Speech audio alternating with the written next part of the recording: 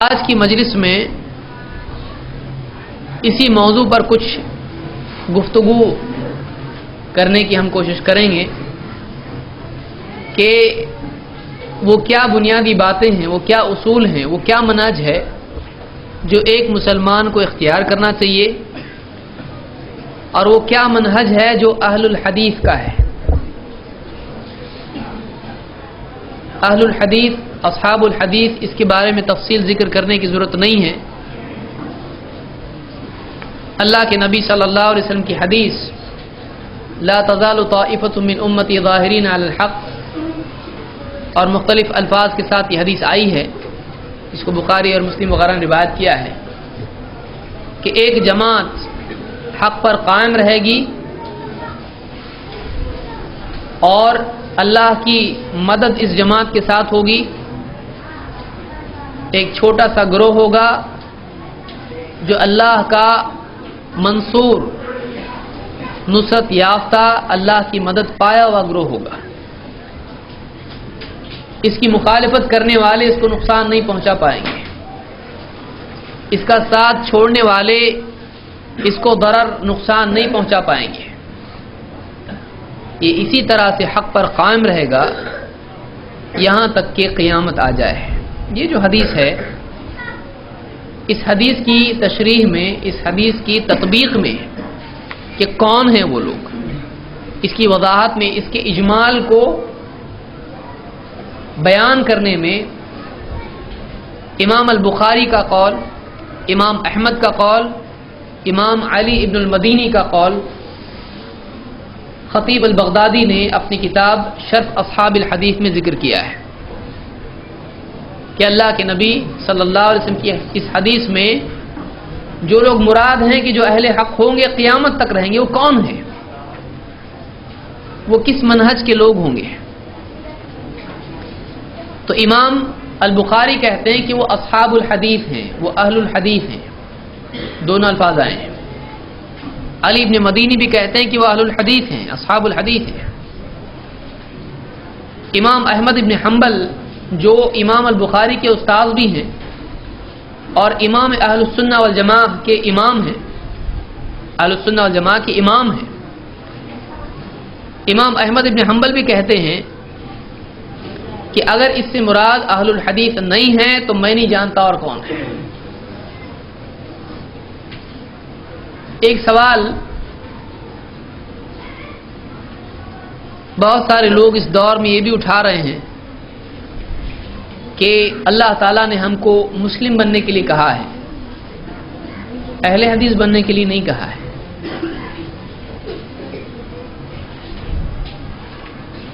تو یہ اہل حدیث اپنے آپ کو بولنا کیسے صحیح ہو سکتا ہے؟ اس میں بعض پڑھے لکھے لوگ بھی ہیں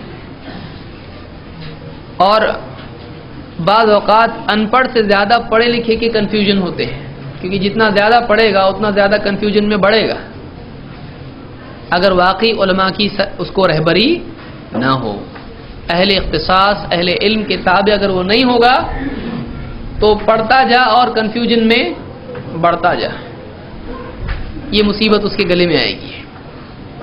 تو بعض لوگوں نے کہا کہ یہ آپ اہل حدیث اپنے آپ کو بولتے ہو، اللہ نے آپ کو کیا کہا ہوا؟ سماکم المسلمین۔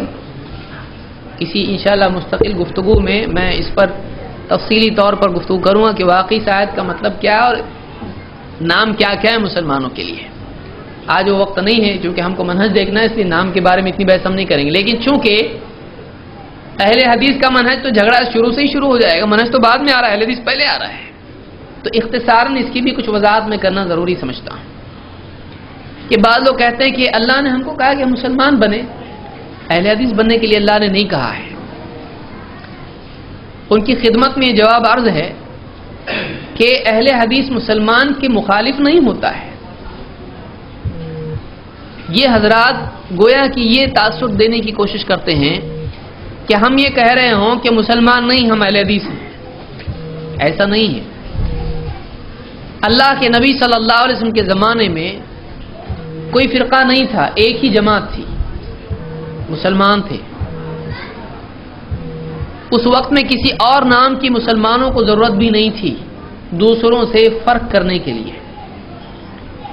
لیکن بعد میں جب اہل الرائے اور اہل الکلام آئے، جنہوں نے اللہ کی صفات میں اور اللہ تعالیٰ کی شریعت میں اپنی عقل سے اور قیاس آرائیوں کے ذریعے سے نئے نئے مسائل گھڑنے شروع کیے، اہل کلام نے اللہ کی صفات کے بارے میں بحث کی، معتزلہ وغیرہ ہیں، اور اہل الرائے نے فقہ کے سلسلے میں بہت ساری قیاس آرائیاں کی اور اس کے مطابق فتوے دینے شروع کیے۔ تو ان کے بالمقابل ایک جماعت تھی جنہوں نے کہا کہ ہم اہل الرائے نہیں ہیں، ہم اہل کلام نہیں ہیں۔ کون ہیں؟ کہا کہ ہم اہل الحدیث ہیں، ہم بحث و جدال کی بنیاد پر عقیدہ نہیں لیتے ہیں، عقیدے میں باریک بال کی کھال نکال کے کچھ بھی عقل سے فیصلے نہیں کرتے ہیں، اور شریعت کے سلسلے میں ہم قیاس کی بنیاد پر فتوے نہیں دیتے ہیں، اجتہاد کرتے ہیں لیکن ہم اس کی حدود میں کرتے ہیں، ہم حدیث ہی سے دین لیتے ہیں، رائے سے نہیں۔ تو کون؟ تو انہوں نے کہا کہ ہم اصحاب الحدیث ہیں۔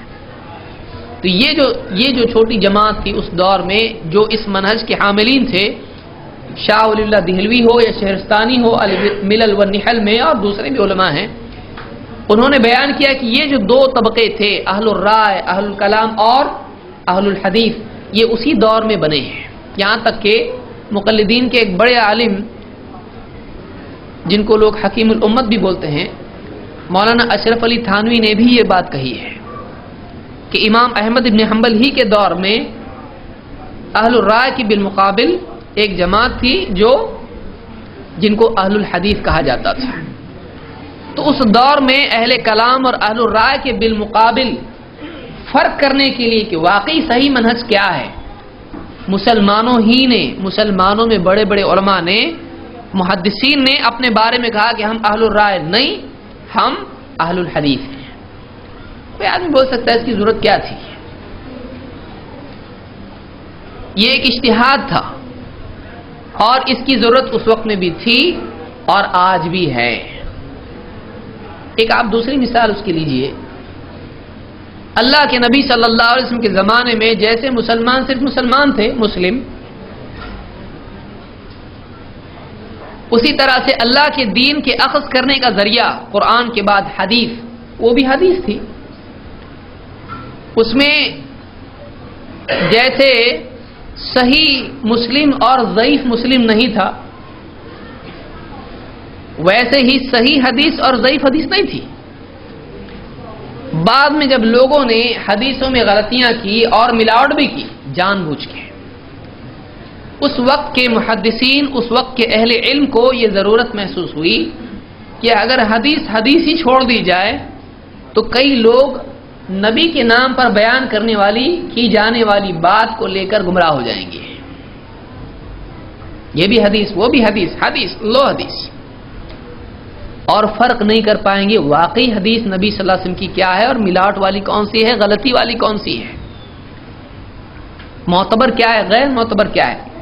اس دور میں، صحابہ کے دور میں یہ نہیں تھا، سب معتبر تھا۔ بعد میں صحابہ کا دور نکل گیا، یا صحابہ کے دور میں اخیر میں بہت سارے لوگ آئے، 40 ہجری کے آس پاس سمجھ لیجیے اس کو، تو اس وقت میں حدیثوں میں ملاوٹ ہونا شروع ہوئی، غلطیاں، جان بوجھ کے ملاوٹ، تحریفات، اخطاء۔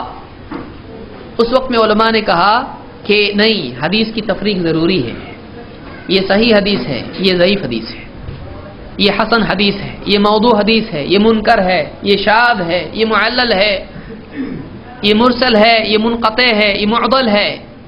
اس طرح سے انہوں نے حدیثوں میں فرق کر کے بتایا کہ یہ صحیح حدیث اور یہ ضعیف حدیث۔ نبی صلی اللہ علیہ وسلم نے نہیں کہا کہ یہ حدیث صحیح ہے، یہ حدیث ضعیف ہے۔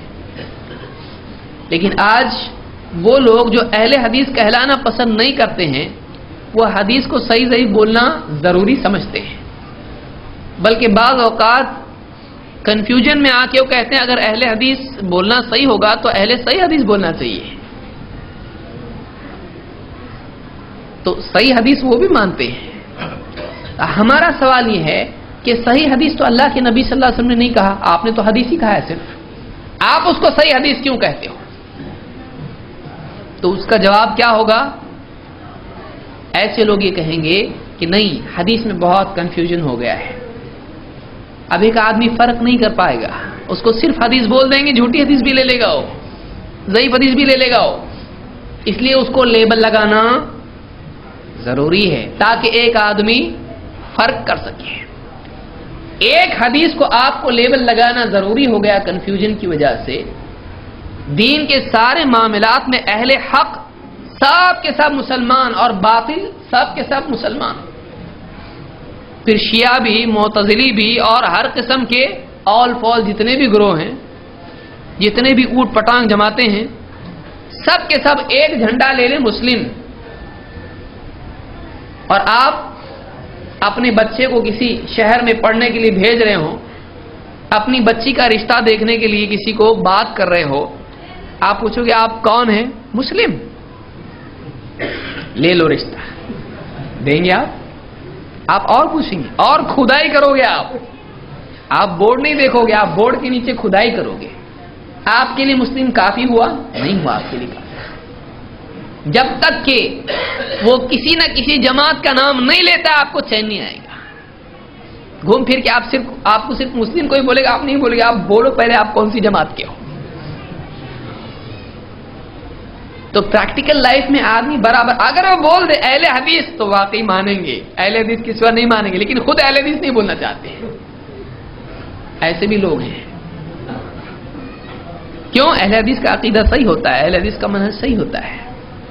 تو یہ جو کنفیوژن ہے اس کو یاد رکھیے کہ جیسے حدیثوں میں ملاوٹ سے پہلے حدیث تھی, فرق کرنے کی ضرورت نہیں تھی, اس کو صحیح حدیث ضعیف حدیث بولنے کی ضرورت نہیں تھی. لیکن بعد میں جب ملاوٹیں ہو گئیں اور کنفیوژن بڑھ گیا تب ضروری ہو گیا کہ بتایا جائے یہ صحیح حدیث ہے, یہ حسن ہے, یہ ضعیف ہے. فرق کرنا ضروری ہو گیا. یہ اجتہاد تھا اس زمانے کا. اسی طرح سے مسلمان کے بارے میں بھی یہ اس زمانے کے علماء کا جنہوں نے صحیح اور ضعیف کیا حدیث میں, یہ انہوں نے ہی کیا ہے. انہوں نے کہا نہیں صرف مسلم ابھی کافی نہیں ہے, اب ضروری ہے کہ مسلم میں کون سا مسلم. تو انہوں نے کہا کہ اہل الرائے نہیں, اہل الکلام نہیں, ہم کون ہیں؟ ہم اہل الحدیث ہیں. یہ ہمارا منہج ہے. ہم دین لیتے ہیں اپنی عقل سے نہیں, لاجک سے نہیں, عقل سے نہیں, لاجک سے نہیں, خواہشات کی بنیاد پر نہیں, رائے اور قیاس کی بنیاد پر نہیں. ہمارا دین لینے کا مصدر, مأخذ, سورس اگر ہمارا کوئی ہے تو وہ کیا ہے؟ حدیث ہے. تو ان کو کیا کہا جانے لگا؟ ان کو اہل الحدیث کہا جانے لگا. اسی لیے امام البخاری کہتے ہیں کہ وہ جو ایک جماعت ہے, اور کچھ لوگ کہتے ہیں کہ اس سے مراد محدثین ہیں. نہیں, اہل باطل کے بالمقابل یہ لفظ استعمال ہوا ہے, نہ کہ کسی فیلڈ کے ایکسپرٹ کے طور پر. اس کو بھی یاد رکھیے. اسی لیے امام الشافعی رحمۃ اللہ علیہ کا قول ہے, کہتے ہیں, ابن سعد نے الطبقات میں اس کو ذکر کیا اور دوسروں نے بھی. امام شافعی کہتے ہیں علیکم باصحاب الحدیث فانہم اکثر الناس صوابا. تم اہل حدیث کو لازم پکڑو, اس لیے کہ لوگوں میں سب سے زیادہ ثواب پر, صحیح پر وہی ہوتے ہیں. یہاں پر صحیح اور غلط کے سلسلے میں اہل حدیث کا نام آ رہا ہے. صحیح اور غلط, ثواب اور خطا کے ضمن میں آ رہا ہے, نہ کہ کسی فیلڈ کے ایکسپرٹ کے طور پر. اور ایسے کئی اقوال ہیں. اہل حق ایک جماعت رہے گی جو اہل باطل سے لڑتی رہے گی, اہل الحدیث اس کے بارے میں امام بخاری کہہ رہے ہیں. اور اسی طرح سے اور بھی چیزیں علماء کی آئی. تو یہ بات یاد رکھیں کہ اس دور میں ضروری ہے کہ ایک آدمی, اب آپ کسی کو کہیں کہ بھائی اس کو آپ کو لیبل لگانے کی ضرورت کیا ہے, آپ بتا سکتے ہو کہ دیکھو قرآن کو ماننا ہے, حدیث کو ماننا ہے, یوں کرنا ہے, توں کرنا ہے. آپ ایک چیز کو پورے پیراگراف میں, 3 پیج میں, کتاب میں بول سکتے ہو. کس کے پاس اتنا ٹائم ہے آپ کے پوری کتاب پڑھنے کو؟ آپ اگر ایک لفظ میں یسروا ولا تعسروا, آسانی پیدا کرو, مشکل پیدا مت کرو. یہ لوگوں کے لیے تیسیر ہے اور اس کو سمجھا اہل علم میں. ہم اپنے گھر میں بیٹھ کے یہاں نہیں بنائے اس کو. بعض لوگ کہتے ہیں انگریزوں کے دور میں یہ ہوا. معلوم نہیں انہوں نے کون سی انگریزوں کی تاریخ پڑھی ہے, یہی زیادہ جانکار ہیں انگریزوں نے کیا کیا, انگریزوں کے زمانے میں کیا ہوا. انہوں نے امام البخاری کا جملہ نہیں سنا, انہوں نے امام احمد کا جملہ نہیں سنا ہے. اس دور میں ضرورت پیدا ہوئی اہل کلام اور اہل الرائے کی بالمقابل میں، تو اس وقت کے اہل حق نے کہا کہ ہم کون ہیں؟ اہل الحدیث ہیں۔ ہم بھی کہتے ہیں جو ہمارے سلف نے کیا ہم کو اس پہ کوئی اعتراض نہیں، ہم آج ان سے لڑتے نہیں۔ آپ نے صحیح حدیث کو صحیح حدیث کیوں کہا؟ آپ نے اس کو کچھ اور لفظ دینا چاہیے تھا، خوبصورت حدیث یا کچھ اس طرح سے بولنا چاہیے تھا، پیاری حدیث، میٹھی حدیث، ہری حدیث، کچھ تو بولنا چاہیے تھا۔ تو ہم کو ان سے کوئی جھگڑا نہیں، انہوں نے صحیح کہا ہم بولتے صحیح، انہوں نے ضعیف کہا ہم کہتے ضعیف، ساری امت اس کو مانتی ہے، یہ ان کا اجتہاد تھا، کسی کو کوئی پرابلم نہیں۔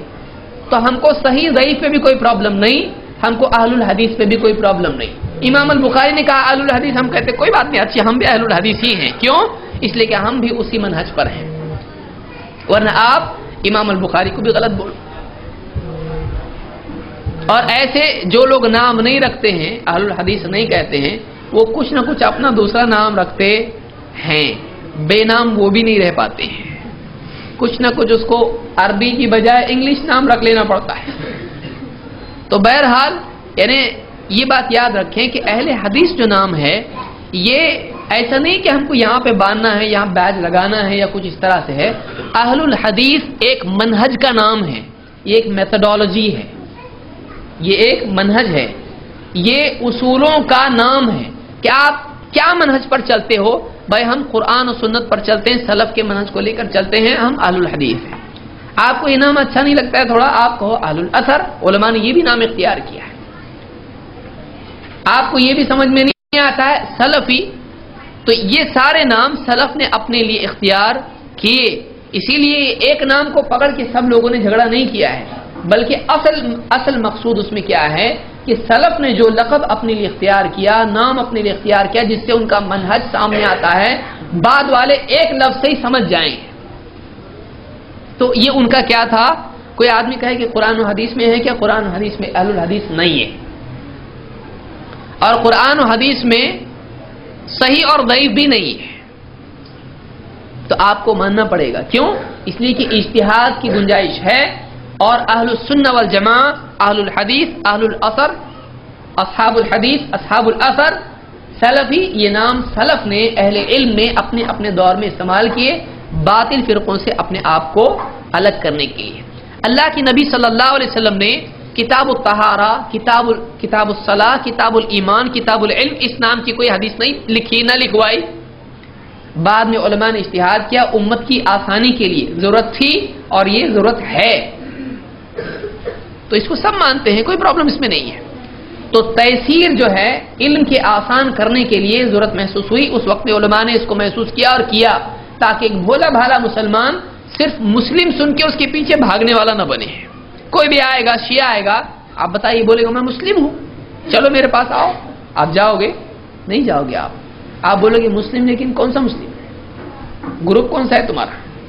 ڈیٹیل بتاؤ ذرا۔ بولے گا مسلم، قرآن والا مسلم، بولے گا نہیں تھوڑا اور بولو، بولے گا نبی والا مسلم، اور بولو، علی والا مسلم، اور بولو۔ آپ کتنا اور بولو کرو گے اس کو؟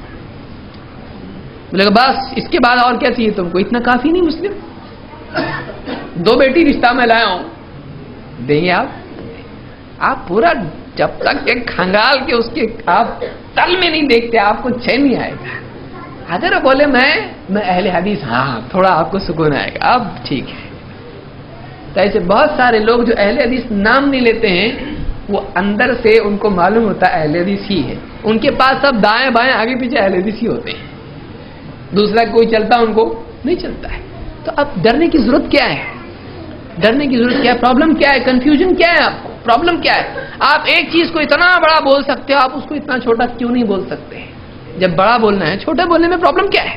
ہمارا منہج اہل حدیث ہے، اور ہمارا منہج قرآن سنت سلف کا منہج اور صحیح حدیث، اور قرآن میں یوں تو پورا بول کے آپ پورا ایک پیراگراف بول رہے ہو، ایک سانس میں بولو یا 2 سانس میں یا 3 سانس میں، آپ اتنا بڑا بول رہے ہیں، ہم چھوٹا بول رہے ہیں، پرابلم کیا ہے آپ کو؟ بڑا بولنا ضروری ہے؟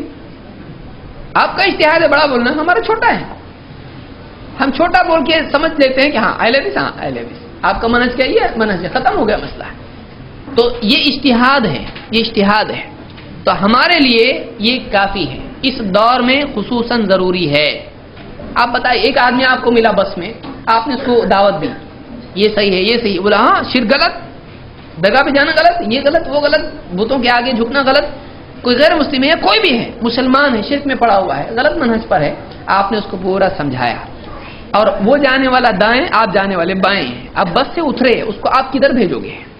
جاؤ مسلم کے پاس جاؤ, مسلم کی مسجد میں نماز پڑھو, مسلم سے علم حاصل کرو. آپ بولو گے, آپ اس کو کیا بولو گے؟ کس کے حوالے آپ کرو گے؟ اس کا آپ کو بولنا پڑے گا. تو آپ جو خود پرسنلی کرتے ہو, آپ اس کو کھل کے بولنے میں پرابلم کیا ہے آپ کو؟ چپکے چپکے جو آپ کرتے ہو, آپ بولو گے نا اہل حدیث کے پاس جا, تو اسی کے پاس جا, ادھر ادھر جا مت, ادھر ادھر جا مت, سیدھا اہل حدیث کے پاس جا, سیدھا سلفی کے پاس جا. تو ایسے بہت سارے لوگ جو اس لقب کو نہیں لیتے ہیں, ان کی اپنی, دیکھیے ان کے اپنے پرابلمس ہیں, ان کی مجبوریاں ہیں, ہم کو اس سے کوئی اعتراض نہیں ہے. لیکن مجبوری کی بنیاد پر آدمی صحیح کو غلط بولے غلط ہے. آپ کی مجبوری آپ کو لوگوں کو جمع کرنا ہے, کیجئے, ہم کو کوئی مسئلہ نہیں ہے. لیکن آپ اس کی بنیاد پر آپ ایک صحیح چیز کو, جس کو اہل علم ہر دور میں مانتے آئے ہیں, کسی نے آپ کو بتائیے کوئی بڑا عالم, کوئی بڑا محدث آپ کو ایسا ملا جس نے کہا اہل حدیث بولنا غلط ہے؟ ساری امت مانتے آئی اس کو. آپ اچانک ایک دن کھڑے ہو کہ آپ کو معلوم نہیں کیا ہو گیا, آپ بولنا شروع کر دے غلط ہے, اور اگر آپ کو بولنا ہی ہے تو اہل صحیح حدیث بولو. تو آپ مطلب یہ بہت غلط بات ہے. یہ علم کی کمی کی دلیل ہے, یہ علم کی کمی کی دلیل ہے, یہ ایک انسان کے فہم کی کوتاہی کی دلیل ہے. یہ صحیح بات نہیں ہے.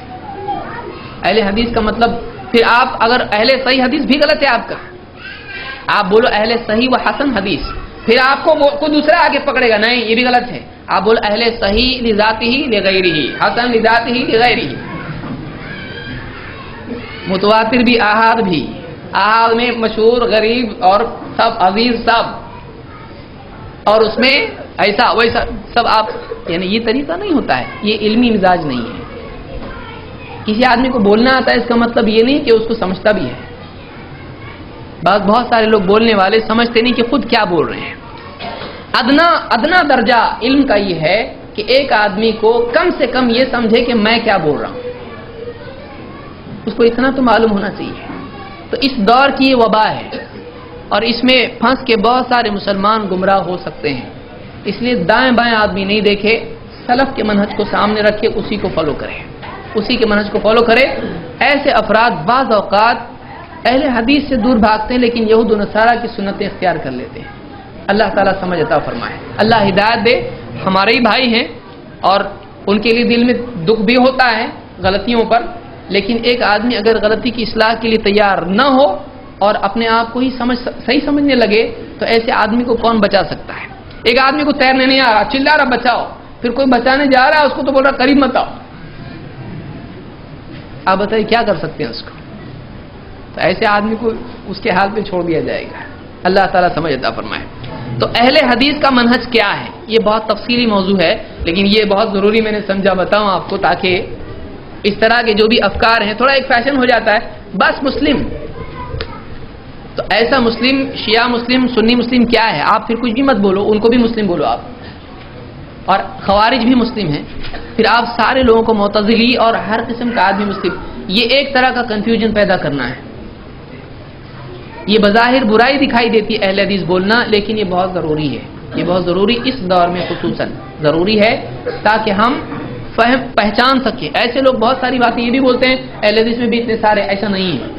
اہل حدیث میں نہیں, ہر دور میں اہل حدیث میں, ہر دور میں صحابہ سے شروع کیجئے اس کو. فقہی مسائل میں اختلاف رہا ہے, اس کا یہ مطلب نہیں ہوتا ہے کہ دو جماعتیں ہیں, دو گروہ ہیں, مخالف ہیں. فقہی مسائل میں اختلاف ہمارے ہاں کبھی بھی جھگڑے کا موضوع نہیں رہا. اجتہادی اختلاف ہمارے یہاں کبھی جھگڑے کا, ہم آپ دیکھیے ہم چاروں اماموں کو مانتے ہیں, حالانکہ ان میں اختلاف ہے. کیا آپ نے علماء سے نہیں سنا کہ چاروں اہل علم ہمارے یعنی احترام کے لائق ہیں؟ وہ لوگ ہمارے اپنے علماء میں آج بھی اس دور میں کچھ مسائل میں اختلاف ہوتا ہے. اجتہادی مسائل میں اختلاف ہمارے ہوتا ہے, اس کی بنیاد پر ہم کسی کو گمراہ نہیں بولتے ہیں. لیکن منہج کا, میتھڈالوجی کا, بنیادی اصولوں کا اختلاف ہمارے ہاں تھوڑا سیریسلی لیا جاتا ہے, یہ لائٹ نہیں ہے.